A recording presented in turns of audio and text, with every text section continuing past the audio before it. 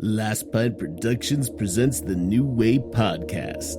The New Way contains adult content including Scatman Jones, Jake and the Scatman, Scatman and Robin, Scat Stevens, Scattergories, Scat in a Hot Tin Roof, Dad, you want to have a scatch?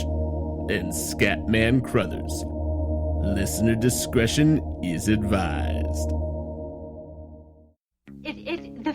Flames on the side of my face, heaving breaths. Some people want to hear us sing. Yeah, the kids at the deaf school don't count. Hey, are you listening to me? Yes, I am! I think you're having a nervous breakdown. They still have 2 out of 3 branches of the government working for them, and that ain't bad. Everybody wants to be naked and famous. Everybody wants to be just like me and naked. Will you help teach me about this? What is it?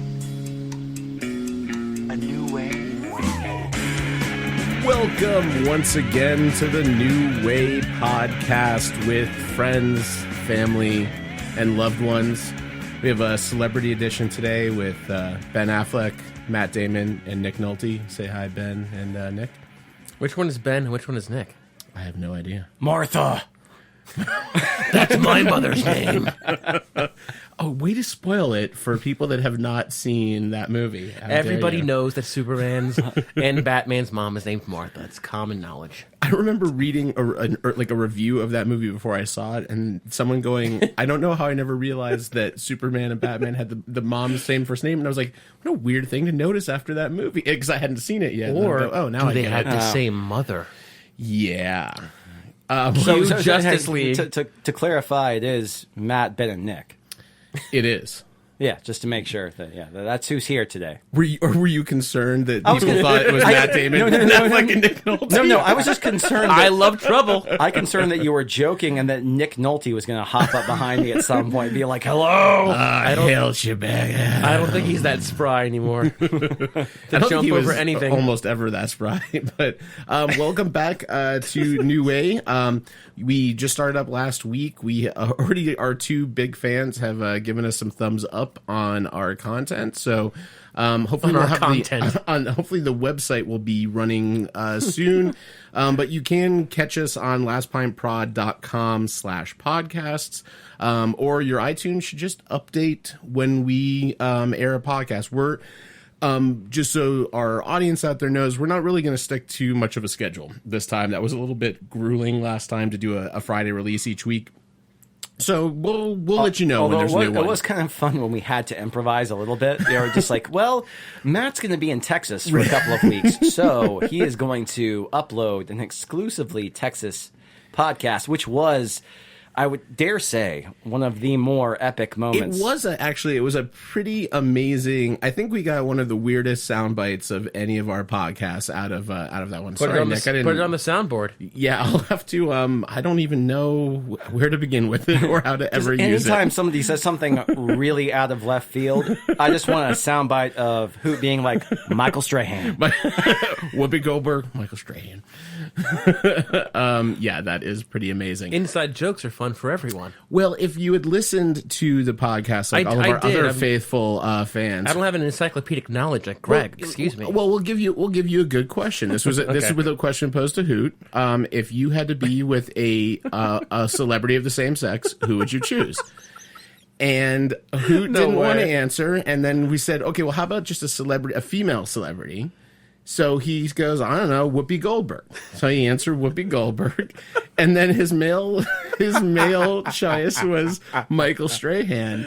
And I have to say, I never heard Greg Klein laugh harder in our office. Like, he's got his headphones in, and he slumped over at his desk. Like, I can't handle this. I can't do it. It was pretty amazing. That's great. That's amazing. So, amazing. We did Guardians last week, which kind of put a thought into my head We're doing Guardians tomorrow. We are doing Guardians tomorrow. I can't freaking wait. To preface this, Matt has done all of the legwork and has secured an entire row of a movie theater. Oh yeah, we are middle front row of IMAX 3D. We're making Ben watch it in 3D, which is he's going to be very upset because he's only got one eye. A lot of you out there have never actually met Ben, so big eye patch. Can't actually. John Arthur can only see out of the one eye, so he couldn't go to the 3D with us. You should not. You shouldn't make any Snake Plissken jokes when you know that John Arthur's going to listen to this. That is very true. But so Guardians is what I would consider of the Marvel movies, as much as the Avengers. It's an ensemble movie, right? I mean, I think we can kind of agree that it's, even though there are lead characters in it, it's really an ensemble. You've got Star-Lord, you've got Gamora, you've got. So, quick question. Yeah. Obviously, you're doing the seg into what our topic is going to be this week. Did you want to talk Boston Orioles first? No, I don't. I don't want to talk about Manny Machado. Nobody's going to want to talk about Manny Machado in 2 weeks. That's my bet. Oh God.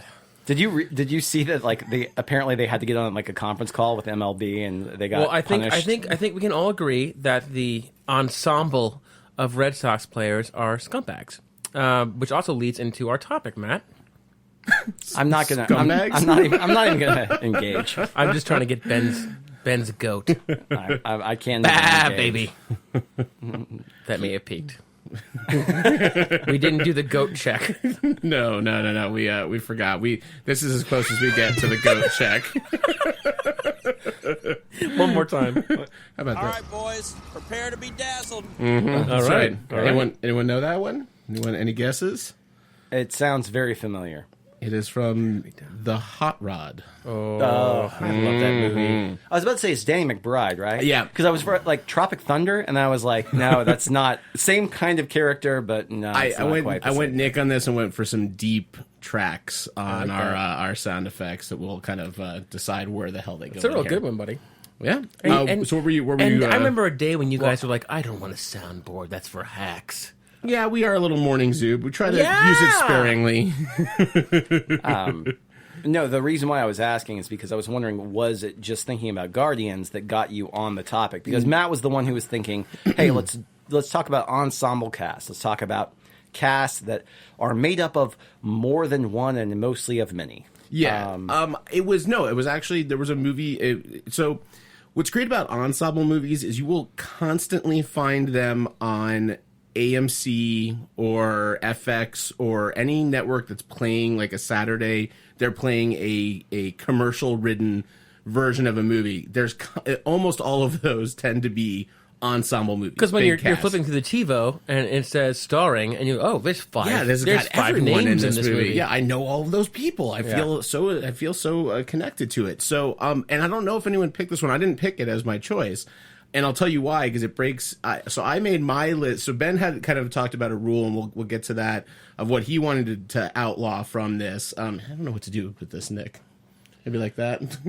I don't know. We have a monitor here in our new setup, and there comes a time we have so much technology. It's almost you made it worse. No, I was trying not to be able to see you. Oh, no. I thought you wanted to see me. There we go. I like watching your Much expression. There we go. So there was I have my rules of what I wanted to kind of include in this one, because this broke one of them. But it was A Few Good Men. And A Few Good Men was on, and I'm watching it, and it's one of those movies that it's a movie you react to by going, oh, I can't believe I forgot that so-and-so is in it. You can't handle that cast. Yeah, and you go, oh, this has got Kevin Bacon, and it's got Kiefer Sutherland, and it's got J.D. Walsh, and it's got, everyone's in that. Everyone that keeps showing up is a named actor that you're familiar with. So that was actually more what than A Few Good Men to yes, and one woman, because it's an Aaron Sorkin piece. And so one of the reasons why I think it's a really fun topic also is because I immediately had a bunch, like 4 films that came to mind, all of which will be mentioned tonight.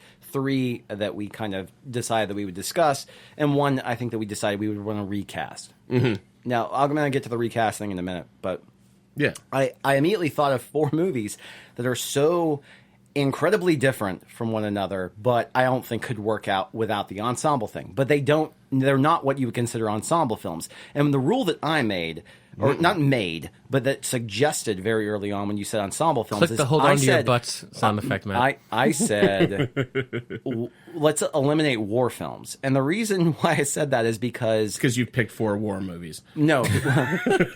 Well, 70 years ago, the war ensemble film became popular well before the Avengers was a thing. I mean, it was like, if you were going to do this huge epic war movie, you had the ability to capture, get all these really, really good actors, there and in it. So that's why I was like, because one of my favorite movies, literally in my top 5 movies of all time, is The Great Escape. And I think The Great Escape is one of the greatest ensemble pieces of all time. Steve McQueen, Richard Attenborough, James Garner, Charlie Bronson. I mean, it is a straight-up ensemble piece. But Charlie Bronson, you guys are close. Yeah. Not Charles Bronson. No, Good it's old Charlie. Bronson. It's Charlie. All right. After Death Wish, he became Or Chuck, Charlie, as he likes to call him sometimes. Chaz. And I'm discrediting Chaz Bronson. I'm discrediting a lot of other great. Way to go, Chuck. I'm discrediting a lot of other great actors there too. But the reason why I immediately said I cannot include that film in my own head is because it's a war movie, and it's the same as The Longest Day, which has the longest setup by Ben Wilson. Yes, sorry. I'm sorry. I'm just trying to share my perspective here. Anyways, Well, so that was your no war movie. So what was your criteria that you kind of thought about? I had no criteria. Last week, I really labored over my Guardian song choices. So you're happy with to this everyone's week's? dismay. So this week, I took a different approach, and I really went with the 3 that just rolled off my tongue. Just 3 casts that I really enjoyed and that were sort of over the top. Not necessarily like I like Ben's criteria there, where like it would not have worked without this cast. Perhaps that's a better interpretation of this topic, but for me it was just like it's just an impressive like list of names that you don't normally see in a film. Correct. And that's what's really difficult on this one, because Ben and I, we've had the ensemble discussion before, and what was terrible is I couldn't think of a lot of the movies that we often discuss, because it was never like an amazing movie necessarily. It was so I find that ensembles do a couple of things that are interesting. They can make a B movie seem a little bit better than it really is. A B plus. Yeah. So something like, and again, hopefully I'm not taking one. I doubt anyone picked this movie, but Outbreak is kind of one of those movies that you've got this sprawling cast. And Outbreak is a B movie. It's a monkey spreading this disease. There's nothing exceptional about Outbreak. I would say it's still an entertaining movie, and it's elevated by the cast. Exactly, yeah, and it's this huge cast. I mean, and it's like, and I love those movies because it's like someone shows up for 7 lines, and it's like, oh, they got James Cromwell to like slum it for a day and do it like that. That'll do, Pig. That'll do. So I had a bunch of rules that I started to add to try to pare mine down, because I wanted to come up with kind of some meaty ones. So one of them is that I said no adaptations of plays, because I think plays are almost always ensemble. When they translate into film, they tend to almost always be an ensemble play. And it's also, you've got that limited location, which plays into my other rules, that I think the cast needs to interact. Can I raise my hand really quick? Yeah. Did anybody pick 12 Angry Men? I almost did, but it got pulled out of mine because of that. Okay. I did not. I don't know. Okay, good. No. Just because that is an adaptation of a play. Yes. And I kind of adhered to that because I think that's a cast that movie doesn't work as well without the cast being as good as it was. I'm not as big of a nerd as you guys, but I could only name Jack Lemmon. I have no idea who else was in that movie. I mean, there were lots of actors. There's 12 angry men in that movie. I believe you. At least. And I know I've seen it. But, for me, I wouldn't necessarily pick that for me, because I can't name anyone other than Jack Lemmon. If that was a Jeopardy question, I would get it wrong. Well, and that doesn't make it... And it would probably be a daily double, and I would probably try to show off and say, I'd like to make that a true daily double. Movie cast. Yeah, I think I got this one in the bag. Yeah. I'll risk it all, Alex. And then he would give me that condescending reading from the card in front of him. Fuck you, Alex. I liked him better, though, when he had his mustache of justice, because that mustache judged everyone's wrong answers. That's true. Just constantly looked at them. He's the only smug Canadian. This is pretty good. I can prove it. I don't know. Well, who else? All right, so I said I didn't want to do a play. Okay. At least 5 characters to count as the ensemble. I think you had to have 5 doing it. And again, these are not rules anyone else had to adhere to. These are just kind of what I did. I said no true lead. I think you can have top billing, but it needs to be. Mine is easily no on that one. No, okay, that's no. And Well, no, actually, I will say. Well, I'll get to it. We'll see. Get to it. I did one just to piss. I wanted to see who would balk when I said this one. But no movie with a number in the title dictating the cast size, which also disqualified 12 Angry Men twice. There you go. Or the latest Fast and the Furious, technically. And the only other one Fate. I had that I couldn't. The 2 other ones. One was no comedy troops. So I thought that like comedy troops was kind of easy because they're kind of like. There are ones that get around that. There are ones that get around that. I know. I don't think we should talk about that. Cut your tethers, you guys. And Be free. So the only other one, this is going to be the most controversial. And this kind of ties into. I think they need to interact. Is no overly split stories. And there was one big ensemble movie I cut out because I didn't feel enough of the things interacted. I felt it was 4 different scenes taking place. We'll see. Does it rhyme with Hagnolia? No, oddly enough, there was another one, but I thought that was on my to discuss list on here. As well. Listeners, if you'd like to discuss this episode, use hashtag Hagnolia. Oh my God, I literally see. This is what I love about the podcast. By the way, is just that discussion. There was one that kept evading me that I could not remember what it was, and it just popped into my head. So now it's replacing. Sorry, you. Oh, okay. Oh, wow. I just deleted Audible. one of my. I just audibled right there on the spot. Okay. That's the kind of wacky hilarity that ensues. It's a scratch. It's a scratch. What the fuck happened? That's right. That's right. Anything can happen. Well, so who wants to start with the kind of the first one, and we'll do a little circulation. Or I like whoever thinks of the topic. Okay. I don't care. Yeah, whatever you want. let's talk about it, Matt. All right. So I'm going to start with a director who often does ensemble movies. That was another thing that was really interesting is a lot of mine were repeat offenders on some of this stuff. Richard Altman. I don't want to blow any of the other ones, exactly. but I chose the Royal Tenenbaums. God damn it. Are you serious? Motherfucker. Wait, number one. Guys, I'll do my audible. Literally, did you pick the Royal Tenenbaums? Play track number 1. No. We merge it. We all 3 picked the Royal Tenenbaums. Play number 1. Which And the Royal Tenenbaums, not only did we all 3 pick it, but this is the one that I mentioned that as I was selecting them, I was with no provocation. I went to my wife and said, if you had to pick your favorite ensemble movie, what's your favorite ensemble movie? And she immediately said the Royal Tenenbaums. I was like, great, we're on the same page. Shit. Well, who wants to talk about Royal Tenenbaums and everyone else pick another? No, Just go for it. I man. mean, I think you talk about the Royal Tenenbaums. I've got some other ones I talk about. I want to hear your talk about. You and Beth are like huge Wes Anderson fans, so let's hear your. She's a huge Wes Anderson fan. I love Rushmore. I mean, your daughter's name is Margot from true. Royal Tenenbaums. You kind of earned this there one. There is kind of that as well.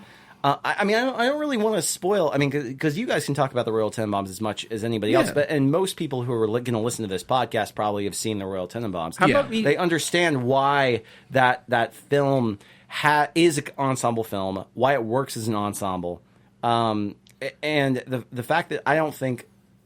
I mean, really, for the aesthetic that Wes Anderson presents, and especially carrying over from Bottle Rocket and Rushmore, there is no better cast to encapsulate what he was trying to do at that time in 2001. And so I think that it earned its role as one of our, and that was the one I knew that we were going to have some crossover It's funny we went the entire last episode without any overlap, but this one... And we all picked the same 3 movies it's a this slam time. dunk. Let's roll through the cast, shall we? Gene Hackman, Gwyneth Paltrow, Angelica Houston, Ben Stiller at the top of his game, Luke Wilson, Owen Wilson, Bill Murray, Danny Glover, Seymour Cassel, everyone. Cassell. I have no idea if that's right or not. I don't know either. You got Alec Baldwin, As the narrator. I always forget. Yeah, as he the narrated. narrator. You gotta, and that's the notable names. But I mean, Ben's right about that specific cast. When you have a filmmaker with such a clear aesthetic, it's really important that you cast well. You look at his new movie seems to have a cast that may even rival this one. A lot As long of them as Scarlett do. Johansson doesn't play another Asian character. All of his films are cast extremely well with an extreme amount of talent. But there are actually some It's of a his... specific skill set to pull off a Wes Anderson. That's why he works with the same actors a lot of the times. Right. It's hard once you have that specific tone to your film. You got to have Bill Murray. Once you go Bill Murray, you can't not put Bill Murray. Well, I love his most recent one. What's it called? About the hotel. Grand Budapest. Grand Budapest, Budapest Hotel, which was fantastic. is an insanely good cast as well. And yeah, the only reason that didn't hit the list is like Tenenbaum. If I gotta go one Wes Anderson, Tenenbaum's gonna just edge it out. Well, you can really say that any Wes Anderson film it really is predicated on a really strong ensemble cast because the dialogue. Not Rushmore. Rushmore is predicated on two really strong performances. Sure. And actually, she's really, really good in it as well. Olivia Williams is excellent. And actually, I would say Olivia Williams is actually one of the more underrated actresses of this most recent generation. Would you say there's at least 5 good performances? No, Would you, Ben? It's not that any of the performances are bad. Because they're not as big as the Royal Tenenbaums. I think it's not quite. I think it's more about that core. I agree. Brian Cox literally has only like 13 lines in that movie. I love that you're giving him shit about my rule that he didn't hear. No, that he doesn't care about. I don't disagree. I'm just saying for the most part, Wes Anderson films are predicated on a large ensemble cast. But you had to stop me. And I said except Rushmore. Agreed. I have no idea what you guys are arguing about. I don't disagree. All right, Nikki, go. Are we going with my number 2? Whichever then, one you would like. technically? Okay. Well, I'm not gonna pull up my notes. Do you have an alternate? Hey, by guys, the way? No, I don't. I think we better hurry up because we just. Oh my God Almighty! Here we go. We've actually been recording for need- 49 minutes, so I'm just gonna tell Ben random call times that are completely wrong. Let it breathe. So I kind of. Why don't we say that every day? Why can't we say it more often? I went mostly comedy. Like Royal Tenenbaums was my first, and then I went from there. That was my starting off point, like you, Ben. And so I thought about some of my favorite comedies, and one of my very favorite comedies, or films for that matter, I think really fits, and that's The Big Lebowski. Mm-hmm. When you're talking about a cast where I think the dude is clearly a leading character, so maybe it wouldn't fit. No. The reason it's not on my list is I knew it would be on your list, and I think it completely fits as Really? 100%. Is that really the ensemble. reason? Yeah. Oh, well, that's funny. So I also picked this because recently John Goodman got the star in the Hollywood Walk of Fame, right? And who introduced so him? Well, deservedly so. Yes. Absolutely. But that's even makes my point even more. For someone as distinguished as Goodman and such a resume, Jeff Bridges walks up to announce the ceremony in the Big Lebowski costume. Yeah. In character, yeah. which just goes to show that not just John Goodman, but also Bridges, who is an amazing actor and has a crazy resume, in and of himself. But those were two real career-defining performances in one movie, and then that's not even counting the fact that we have a super awesome, quirky Julianne Moore, a kind of reserved Buscemi, David Huddleston, who I know Matt Matt loves. Right now, you're still missing out the best ones. Well, I wanted to get Santa Claus the movie out of the way first. My favorite. You got Philip Seymour Hoffman. You got Flea, for God's sakes, and of course arguably the best actor out of any of our David Thewlis. Well, Tara Reid, but that's who you're thinking of, right, Ben? I was thinking Tara Peter Reid? Stormare. I was thinking of John Turturro. Yeah, the Jesus. Yeah. It just everybody is so good in that movie. For two guys who clearly steal the show in Goodman and Bridges, it's their movie, but everyone else is really good, and everyone has their moment. But you think of that scene with the Hotel California cover and Totoro just in slow motion licking that ball, and you think, that was a good cast. Oh, yeah. There's no argument. No argument whatsoever on that one. You can't even. And you're talking about one of my favorite comedies of all time. Second only to Wet Hot American Summer, which you could argue also could.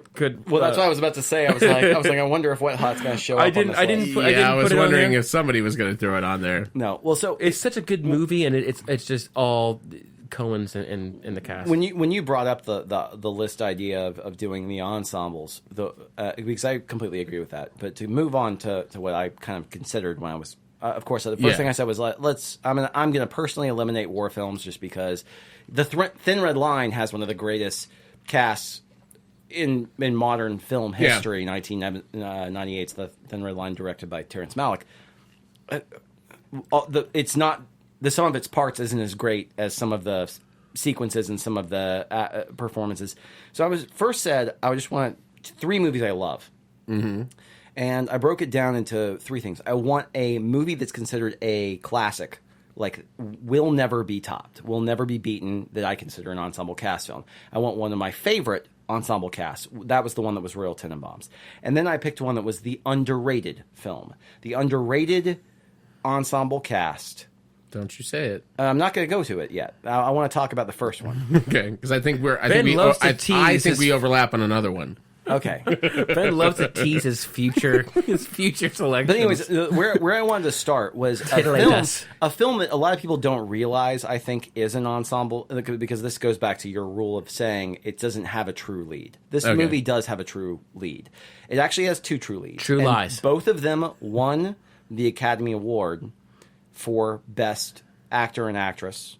It also won the award for Best Picture. It also won the award for Best Director. And it also won the award for Best Screenplay. It's one of 3 films in history to do that. And that film is 1975's One Flew Over the Cuckoo's Nest. Nice. Good call.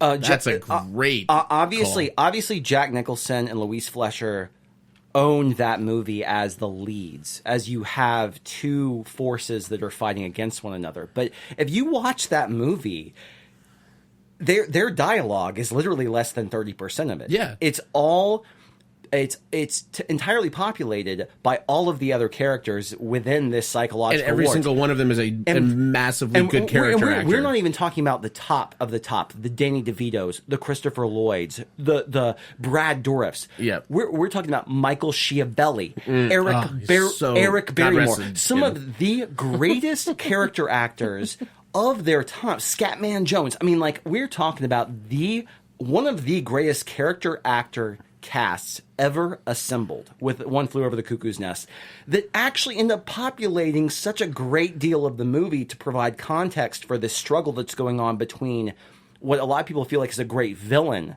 in Nurse Ratched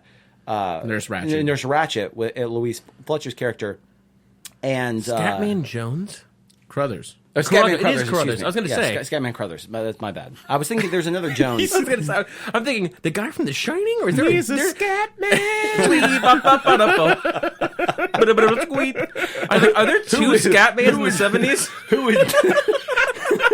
Who would not be that out of place in One Flew Over the Cuckoo's Nest? No,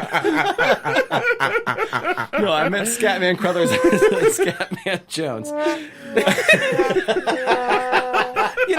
He hosted a variety show with his brother, the brothers. Oh, He did yo-yo tricks. all those guys named Scatman. It's just so hard to keep track. all the Scatman just blur together. Anyways, The 70s were a crazy time. That's a classic film. I mean, that is Jack Nicholson at the top of his game. Scatman Jones was really robbed of an Oscar nomination. Who's the director? It's Milos Forman. I was trying to remember who it was. Who also? So this is what's super interesting about a lot of these, almost all these choices so far. Is Milos is another one that does ensemble flicks Amadeus, really well. Amadeus, Man on the Moon, yeah. is I would consider even that's another one with a huge lead. That's still a lot of ensemble work going on there. Yeah, absolutely. But anyways, so that was one that popped in my head, and I could not ever discount that cast because it is one of the and like I said, they provide the context for which is considered one of the greatest films of all time. Not in my top 20, but is like, I mean, there's an unreal power in that cast and what they do in that movie. And it's funny is and they wound up turning that into a play, which makes sense because it's one of those self-contained. You're in one location that you're kind of forced to interact. It was a book. It was turned into movies. And what's funny is paved the way for Legion. We read in high school. I read One Flew Over the Cuckoo's Nest, and I watched the movie. And at first, I did not like the movie because I couldn't disassociate how different from the book. Like the Randall McMurphy in the book is described as this huge red-haired Irish brawler from like Boston. Like in the book, actually, it was weird. All I could picture was Conan O'Brien, but like a beefier Conan O'Brien. And he hated Manny Machado. Jack Nicholson's character, McMurphy, is supposed to be this like big Irish brawler, like this huge dude that gets thrown in for fighting. And I mean, a testament to Jack Nicholson that he can still pull off that kind of bravado on there. That's interesting. So I'm going to go with the other one that I think you might have chosen, but I don't know. What year is your third choice? 96.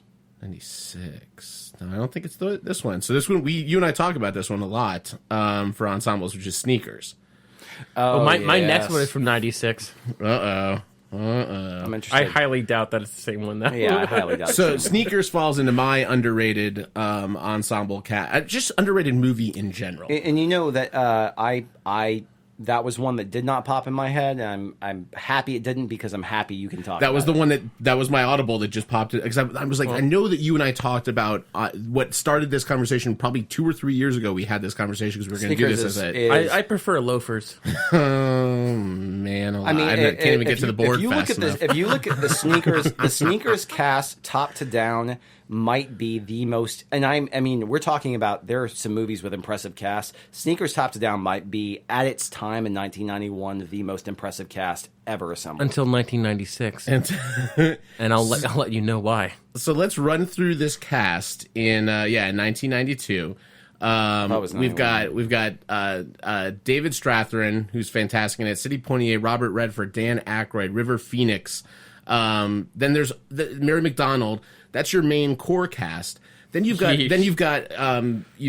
what's his name? Ben Kingsley as kind of your pseudo villain. You've got Timothy Busfield is in that, and you've got Stephen Tobolowsky. Is that his name? The guy who the redhead? No, the Ned Ryerson from Groundhog Day. Oh, right. That plays my word is my password. Your voice is my password. Therefore, it's one of those movies. I like it because everyone is interacting constantly. So you've got essentially at its core a heist movie, kind of a high end heist movie, and everyone is forced because it's a heist. They're going on these missions. Everyone is forced to be communicating and constantly in their character. Aykroyd is not going from a script. He's literally just riffing off on crazy things that Dan Aykroyd conspiracy theories and works them into the movie. Like, and I think that's part of why it works is everyone's reaction to him is legitimately like, where the fuck did that come from? There was a moment that is a pure Phil Alden Robinson who directed and wrote that movie. Where they're on a stakeout and the people that they're watching or the guy they're watching stakeout, it gets into a sexual encounter, and so Robert Redford's looking through. He's like, wow, I never knew they could do that. And River Phoenix runs up. He's like, sir, you mind if I take a look? And he's like, Carl, no, and gets him away. And then Sidney Poitier is like, grow up. And Sidney Poitier walks up and goes, can I look? And now you don't need to see the movie, everyone. No, it's a silly but amazingly elevated moment by great actors. And you're forgetting Scatman McKinley is in that movie as well. Get Scatman laid. Oh, fucking God. Scatman McKinley is a great band name, by the way. Who would have thought three Scatmen were famous? So a long career into 92 as well. Next podcast, the soundboard is going to be nothing but Scatman Crother quotes. Okay, Nick. Or at least the song. I agree with you so much on Sneakers. It's a great pick. God. Are we moving on to Yeah, my next one? for you, man. Do we have the songs? Yeah, what do you want? Number 3, my man. I picked. It's Castaway. Okay. No, it's not. It's I literally imagined telling that joke on the way over Number here 3? in the car. I bet you didn't imagine it bombing that bad. Number 3? Number 3. See if you can think of this. I'll give you a hint.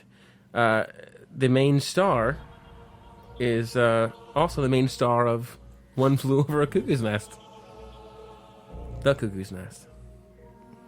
The Shine? No, that wouldn't be it. No. Witches of Eastwick? Witches? No. A very Departed? underrated film. Departed? Nope. Mars Attacks. Mars Attacks. Shit, yeah. For 300 points. How did I not know Shit, that that's you would cool. pick Mars Attacks? We talked about Mars Attacks like 3 days ago or some shit. Oh, you cut it off right before the theremin. I'm sorry. So this cast is honestly unreal. It's like I don't know if I've seen a. Yes, it's Mars Attacks. It's not going to win any awards, and it bombed at the box office. But this cast is unreal. Before The Nutty Professor, you have Jack Nicholson playing 2 different characters. You have Pierce Brosnan, Sarah Jessica Parker, Annette Bening, Glenn Close, Danny DeVito. That's 2 Cuckoo's Nest alum. Martin Short, Michael J. Fox, Rod Steiger, Tom Jones, Lucas Haas. That old Rad Steiger and Scatman Jones. Buddy comedy. All right, Natalie Portman, Jim Brown, Lisa Marie, Sylvia Sidney, Paul Winfield, Pam Grier, a young Jack Black, Ray J of the Kim Kardashian sex tape fan. Have you got fame. Natalie Portman? Yeah, I did. Lucas Haas. Yep. Lucas Haas. Are you listening? Joe Don Baker. Jack Nicholson? Christina Brosnan? Applegate. Oh, that lady from Sex and the City. Lisa Marie. Sarah Jessica God's Crothers. sake. Joseph Mayer. I mean... Wait, no, you're just now reading through a bunch of names. I'm still scrolling down and I'm still kind of recognizing them. It's honestly unreal. And people who hated on that movie, I don't get the hate for that movie. I remember my mom, like one of the few times I've gone to movies on opening night as a kid, they were both Tim Burton films. And my mom took me to see Nightmare Before Christmas, and she took me to see Mars Attacks on opening night, and that theater was empty. And it is, one of the last original screen. It's based on a property in the Topps trading cards of Mars Attacks, but it didn't really have a plot. It was just this like super juicy pulp comic that just showed aliens like shooting people with ray guns and their rib cages exposed and just the sensational imagery, right? But Tim Burton I think he wrote the script to that, like a super funny, awesome script where everybody really has a moment and it's consistently funny from start to finish. Here would be my argument against Mars Attacks. It unequivocally has one of the greatest casts of all time. Which was the topic. Best ensemble cast. But the movie doesn't have to be good. But do they belong in that movie is the question that I have. Because why not? Like for example, like Annette Bening Who does in that belong movie, in that movie? Annette Bening is not great in that movie, and she's great in everything. I think she's great in everything. She played this I have a hippy different... dippy, like it was hysterical. What happens when this peace loving hippie finds out that there's other, and she's the one who wants to work it out, and then realizes the work is so elevated. It's hard to argue. I like Nick's choice. So Nick's choice falls into a category that I didn't put in mine. You didn't put it in yours, but I think it absolutely needs a voice, which is good. Which is it's a mad world category, exactly. right? There you so go. Or Cannonball Run, or any of those movies where it's essentially Rat Race, even. Yeah. That was a really bad movie. Rat Race is a remake of a mad world. I know. Yeah, so the thing is, it's definitely ensemble. I think that, like, for me, I was trying to have ones where there's more interaction. Like I said, that was one of my personal rules, was that I wanted them, because Mars Attacks has got a There's great... plenty of interaction. There is... It's like saying only between a few characters. But this is like saying, all right, everyone, the topic is your favorite fruit. And I come in and I go, you know, guys, I got to go with Avocado. orange. And you're like, orange? You gotta peel the orange. No, you chose don't have to avocado, You don't and have you to go- peel an apple. That's a way better fruit. I was defending you. Calm down. There are lots of characters that do not have any interaction in that movie. There's like pairing offs of characters. So you've got Sarah Jessica Parker and Pierce Brosnan. They're in one little thing. set, and then you've got these two that are in this set. But you got the Warner guys, you guys made rules for yourselves No, without telling We're me. not arguing. We're not saying that these rules are right. I said you're. You know what? This is bullshit.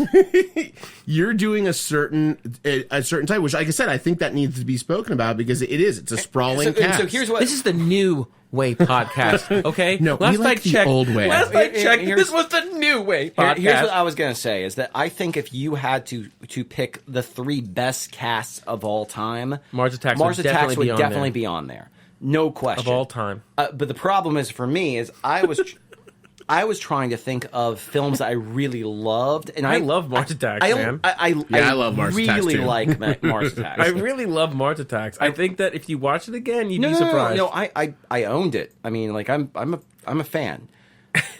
Then you sold it off. It's not quite as On a street corner. on that same level.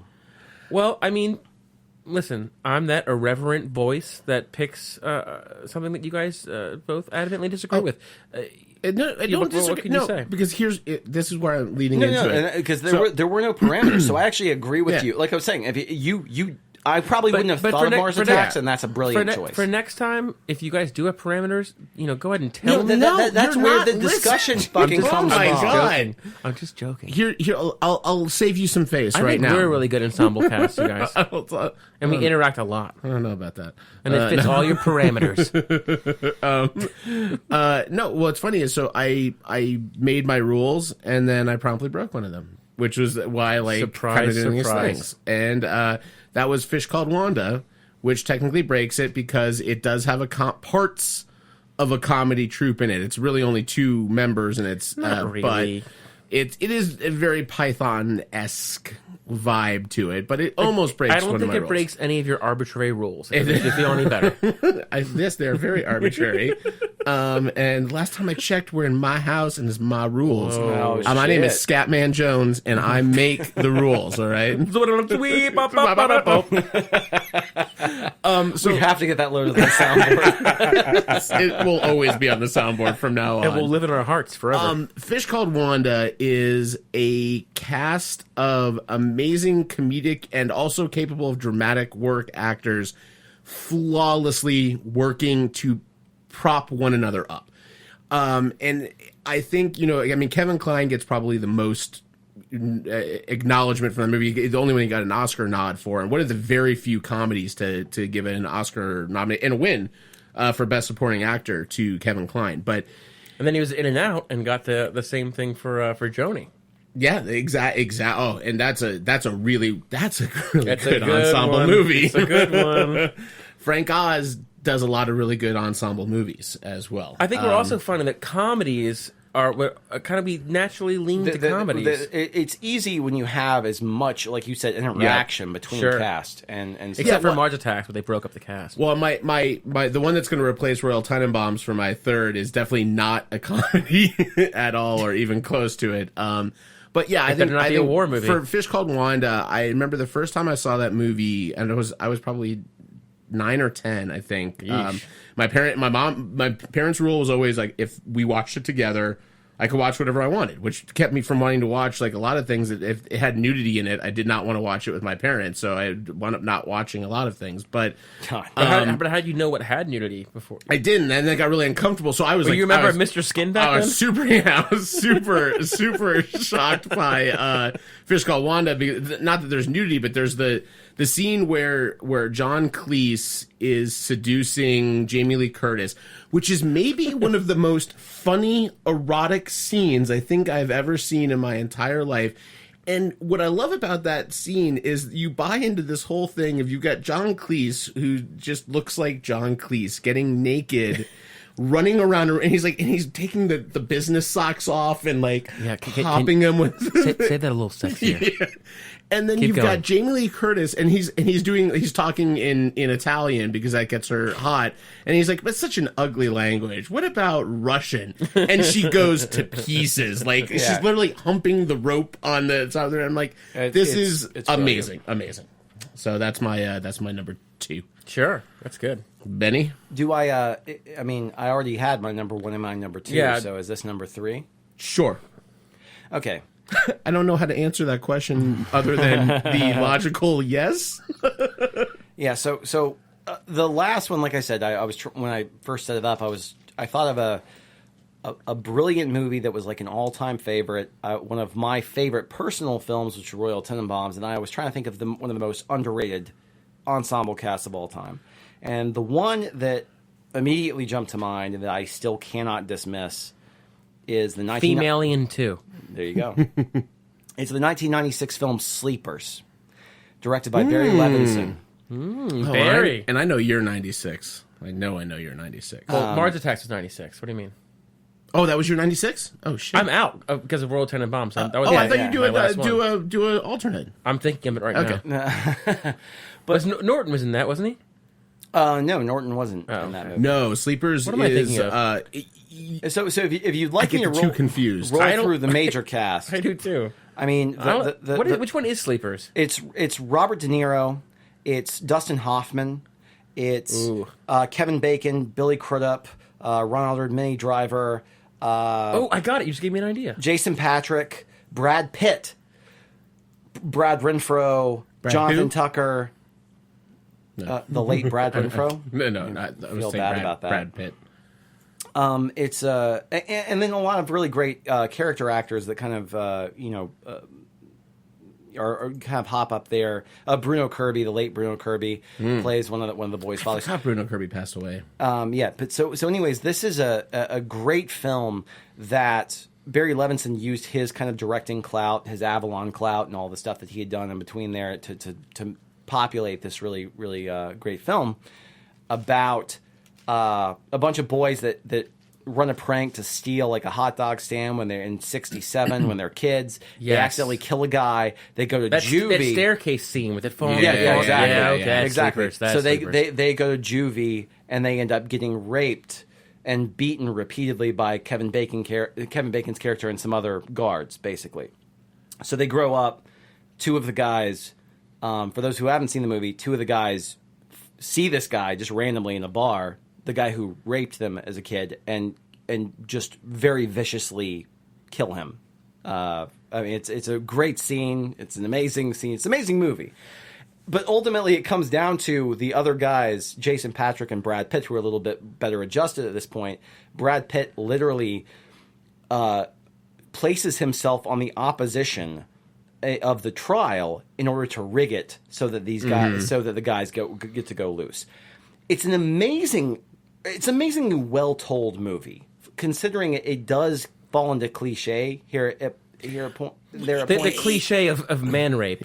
No, the trope. It's right. Yeah, maybe it touches on dramatic tropes, but I agree with Nick. It's such a unique story, really, as far as what's happening in it, and it's so it reminds me of what they thought they were doing, what everyone thinks when they look back on it that they were doing with Mystic River, which is a piece of shit movie, a terrible fucking movie. That's my daughter in there. It's an awful fucking movie, and Sleepers is everything that Mystic River thought it was and wanted to be. That should have been. Yeah, and that's a good point. And it's a very well made movie. It's got great performances, and for a very young Brad Pitt as well. Brad Pitt is really good as kind of the. I mean, he's the one who's kind of also just shoving the knife in Jason Patrick's character, just being like, we have to do this. And he's the one that has everything at stake. So you have this incredible ensemble cast. And Dustin Hoffman playing a prosecutor who has a drug problem. And Robert De Niro playing this man, a morally conflicted priest who is up there forcing himself to lie on behalf of these boys because he know what happened to them. It's really a powerful movie, and I think that most of that cast is just fucking phenomenal. I agree. Movie. And it's I would call it that. It's the underrated. If I had thought of Sneakers, it would be right up there with the Sneakers for me as far as underrated casts. I think Barry is another ensemble cast guy. Another one you Avalon. reminded me of is, Yeah. well, I'm wearing my Baltimore Orioles jersey. I'm going to go Diner. Oh, Avalon Ooh. Diner. I mean, you've got all sorts of stuff. Yeah. I mean, Diner's a damn good one. Diners though. are really wag the dog. Wag the and as a fucking dog. Baltimorean, getting actors to tap into like those very quirky Baltimorean Diners mannerisms and accents, like that's a whole other like additional challenge. That's Well, not kinda only that, neat. and it's a great Diner's another one of those great, just populated by character actors. Like you've got just everybody in there is doing stellar character actor And Bacon work. doesn't rape anybody, which is a plus. It's one of his rapeless movies, which is good. By the way, can we have a moment of Kevin Bacon appreciation? Degrees of Because he really- Bacon rape. Kevin Bacon really is. Kevin Bacon, Awesome. Sure. and you know what is the only good thing about Mystic River is Kevin Bacon. Exactly. And the only one who didn't get an Oscar nomination, Kevin Bacon. I bet he felt like a real hollow man. Oh man, alive! That one just stings the nostrils. Okay, so I'm kind of flip flopping on doing a. I think we've actually. I mean, like we've gotten all through. I mean, because we agree on Royal Tenenbaums. I mean, like, I think it's really funny But that we all. Got, I like the one you said you could recast something. We're gonna do that. I think that we should talk about that. I Because agree. think we're going to talk about that. For a I minute. very quickly to put a pin on the rest of these ones here, and because I don't think you're recasting this one. I was surprised you did not pick Tinker Tailor Soldier Spy, which I was very sure it was going to be. Strongly based, I think, around which I don't know. Everybody in it is Everyone so fucking good. For those who don't know, Tinker Tailor Soldier Spy is still my favorite movie of this decade. It is, and Ben recommended it, and I was like interested in seeing it, but it's Gary Oldman just fucking Gary Oldmaning the shit out of a movie. Speaks and accents never twice the same. Yeah. Oh, nice self-reference. That's Matt May happy for everybody. Yeah, and that was. And you mentioned my Baltimore boy. I got to mention the and Tennessee this one, boy. I don't need to even go into it, but my third main one, if I wasn't doing Royal Tenenbaums, was going to be Princess Bride, which might as well be a play. So anyway, Well, I actually know for a fact which movie you would recast. I already know what you're going to say. Really? Yeah. Are you sure? Well, I mean, I lived with you for how many months? I think I know. You might know. You might know. I think I know exactly what it is. I cannot believe, by the way, no, I thought when you guys said 96 that one of you had Boogie Nights. Oh, that is a great. Well, no, ensemble because cast. of one person. See, I don't. Oh, because you. That's right. You hate. Actually, my answer for the True. recast is any movie that features Marky Mark. I'd like to recast. But I know yours for a fact, Matt. Okay, well, let's see if you can guess, and then I'll go into it if you're right. It's quite easy. Okay.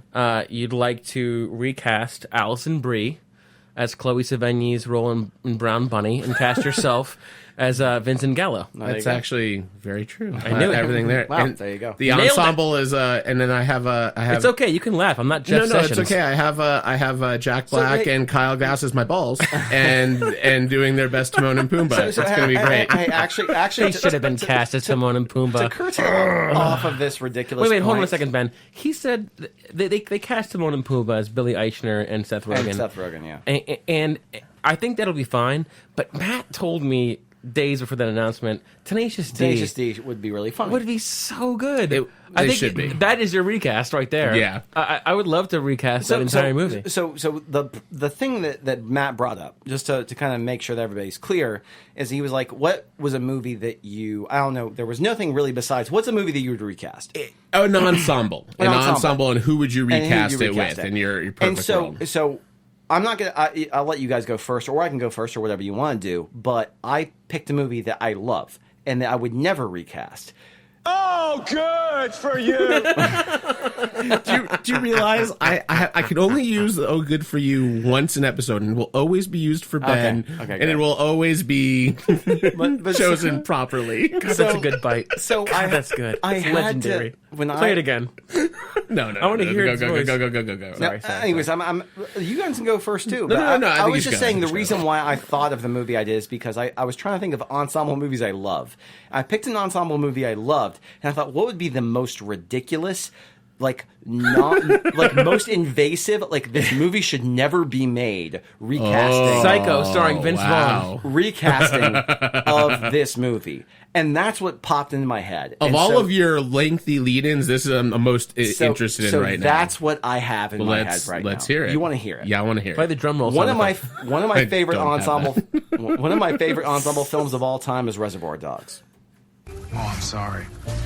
I didn't know how this machine worked. Yeah, That does not work. it was because he work. said drum roll, and I said I don't have a drum roll. Oh, Go. We'll, okay. we'll get better at that. You heard what I said. The Reservoir Yes. Dogs. Yes. Reservoir Dogs. Which I think is a great. A lot of Tarantino movies are typically ensembles as well. Although I don't consider Pulp Fiction broke my rules. Exactly, because it's I almost picked Pulp Fiction. Yeah. so many different stories. Reservoir happening so many Dogs different though, times. or Hateful Eight, I thought were. Well, I would never pick Reservoir Dogs because of the bad memories of playing in a band with Ben in college, and the '80s cover band Mr. Pink always got paid more than we did. Okay. They had 7 people in their band, and Bullwinkle still paid them $100 more a head. Well, anyways, so Mr. Pink. I love that movie, and I've always wondered what it would look like because it seems rife for like one of those movies where it's just like Hollywood would just be like, let's remake Reservoir Dogs people are fucking idiots. Yeah. And Guilford Godfrey's Guilford. phone. So in my head, Gilbert Godfrey. Gilbert Godfrey. Guilford Godfrey.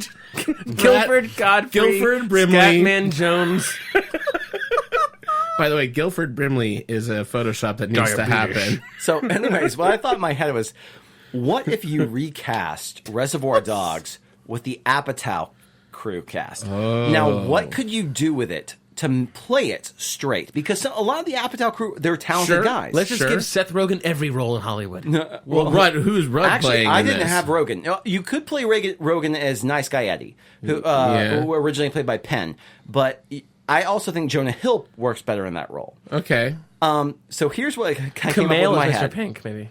Mr. Pink. So Mr. Blonde, Jason Segel. Ooh. Jason Segel could go kind of psychopath. You got that. I would say Mr. Orange. Tell them who played in the original. Yeah. Okay. So in the original, Mr. Blonde was Color-coded. by Michael Madsen. He was the psychopath that was kind of whatever. Now the main role was Mr. White, which is played by Harvey Keitel. I had this kind of crazy idea that even though he's a lot younger, he's one of the few of that crew that could pull it off, was James Franco. I would say Franco is kind of the anchor. Or of Steve the Carell, film. maybe.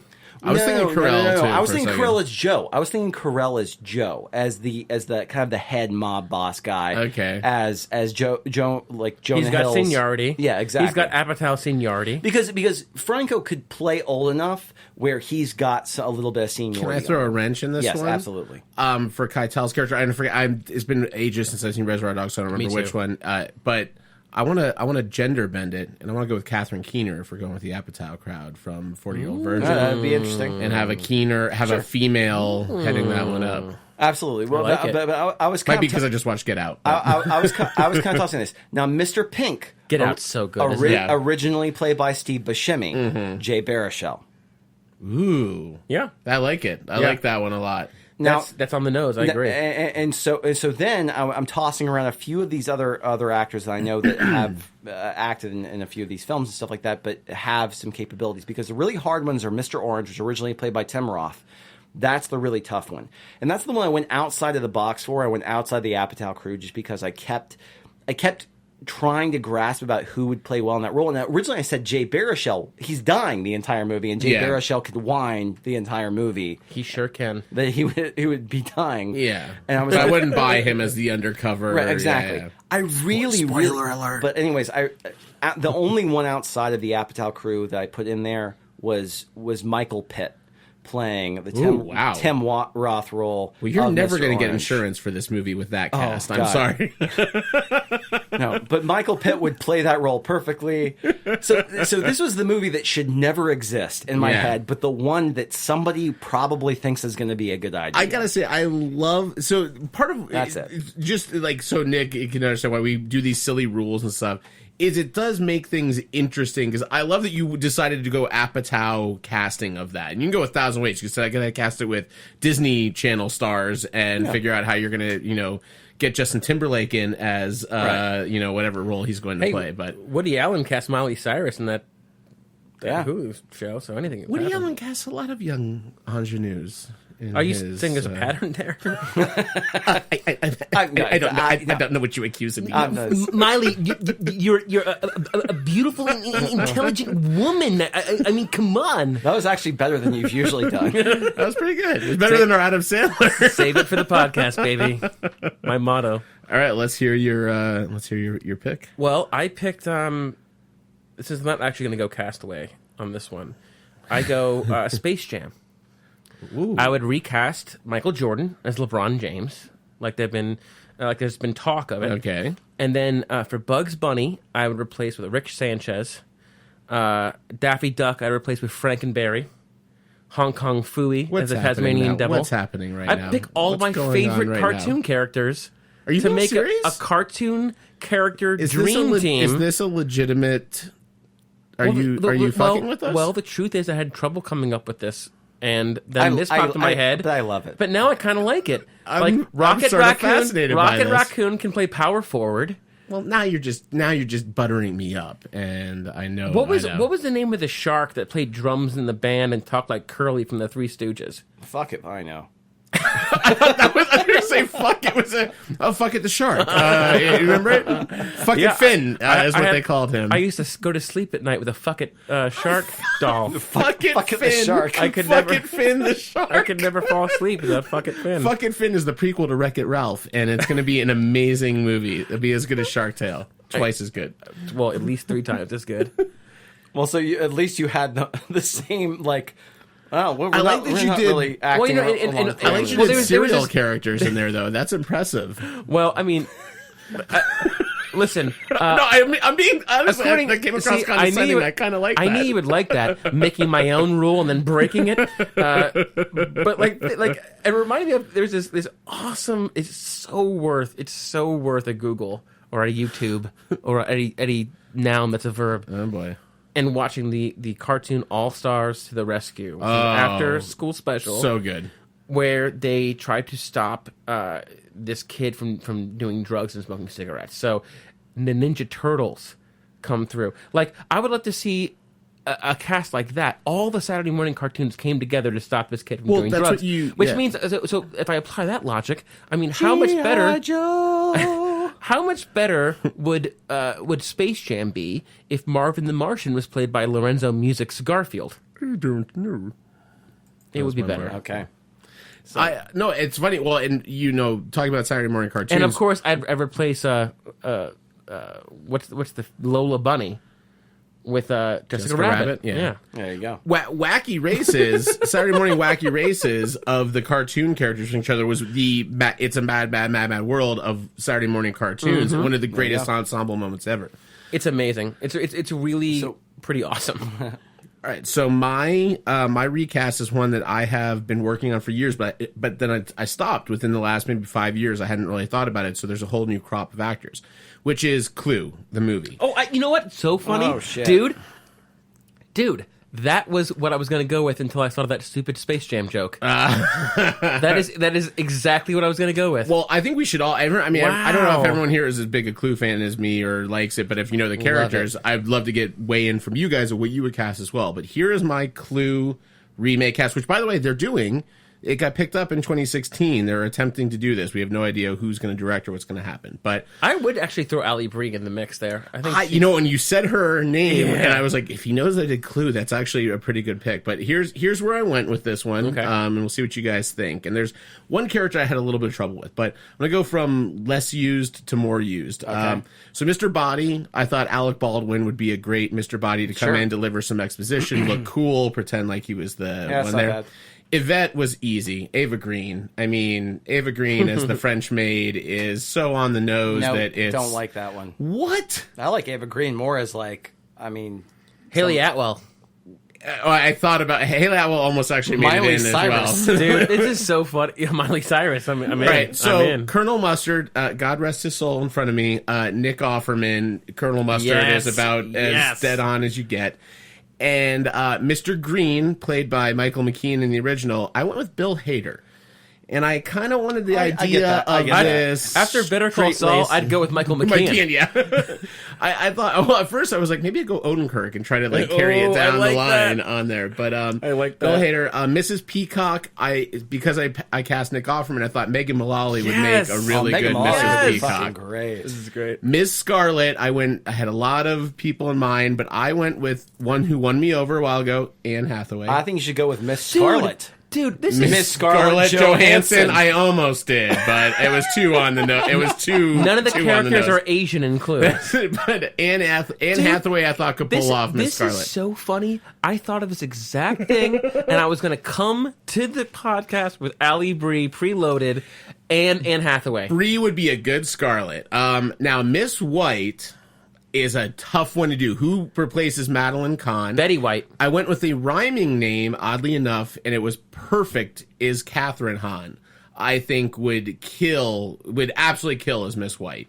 I'm going to go Betty White, honestly. Betty White. It's dead serious. Betty White. No, Miss White. As Miss White? Yeah. You're thinking Miss Peacock.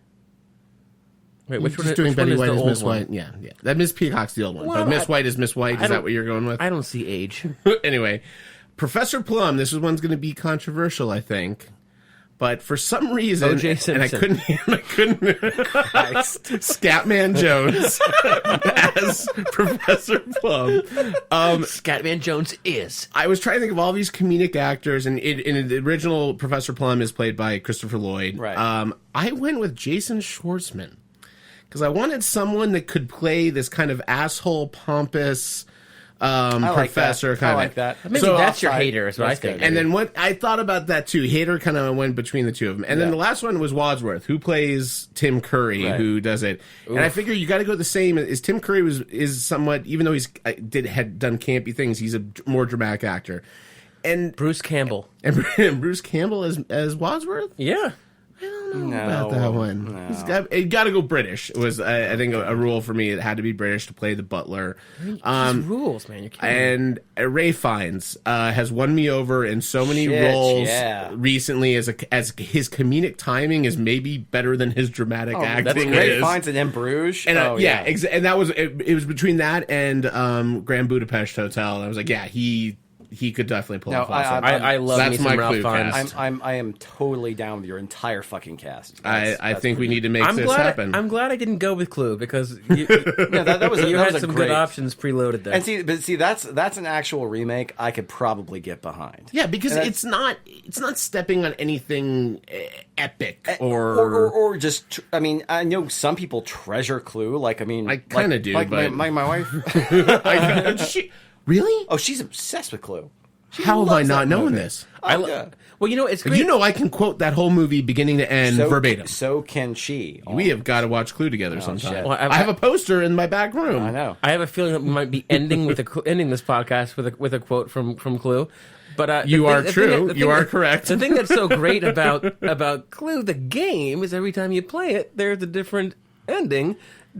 You could have endless Clue remakes because every time, the original, it's a new weapon. The original movie. The original movie did was released in 3 endings. different places with 3 different endings. Don't insult me. But so I agree with Nick. Does anyone have any final words before we play the last quote to close out the cast? Anyone? Nothing. Last words. I got nothing. So ominous. Are you gonna? I'm really happy. Kill us in the podcast room with the Rocket Raccoon figurine. That's correct. Everyone, I've got an implement. Actually, there are 1,000 things I could kill you within here, and no one would ever guess that it was the Mr. Potato Head Green Bay Packers. It's not going to be the Nick Offerman bust because he will definitely break first. I was killed by Animal with the drumstick and Weird Al in the lounge Weird Al chair. X-wing that scared Nick last time he was in here. I didn't notice that he put that Weird Al head on the X-wing. Have you seen that? Oh yes. Gave me an aneurysm. So the late great Madeline Kahn has a moment in Clue that has become somewhat memeable. But it is this random reaction moment she has. I've never seen anything quite like it on film, and I'm going to play it for you guys, and we'll close out in a second. So here you go for a second. I killed Yvette. I hated her so much. It flames on the side of my face, breathing, heaving breaths. By the way, that is the end of the quote. She just trails off, and they just move on with the scene. It is amazing.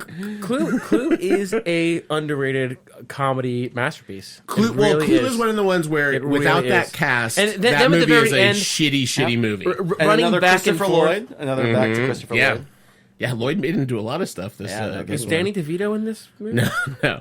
All right, guys. Well, thank you so much for joining us. That wasn't the quote that I thought you were going to end with, though. Oh, what did you think? Oh, I was going to end with. But here's what really happened. The last line of Clue. I'm going home to sleep with my wife. There it is. I can see Hater saying that. We thank you so much for joining us. Please visit our website, www.lastpintprod.com. If you want to catch our podcast, just put a / and podcast after it, or just get on iTunes. We amazingly pop up as soon as the podcast is live. We're going to be bringing you as many of these as we possibly can. We like the new setup. I think it's working out well. I don't like it. I love it. Hopefully you guys are enjoying it out there. We know Greg Klein, literally within 1 hour and 1 minute of us putting the podcast up, was already commenting about it. So, and Greg, if you send a self-addressed stamped envelope, Matt will send you an 8x10 signed glossy. Actually, what I'll do is I will send you a Last Pint Prod glass with my lipstick kiss on it for sweet. you. I only do that, and maybe a ball print, just a single hairy ball print. He'll play Goodbye Horses, and on that put on some note, lipstick, and kiss. For those of you related to me, sorry for what you just heard, and we hope you join us next week on The New Way. I am Matt. I'm Ben. I'm Nick. And we're The New Way Podcast. Cheers. Cheers. The new way.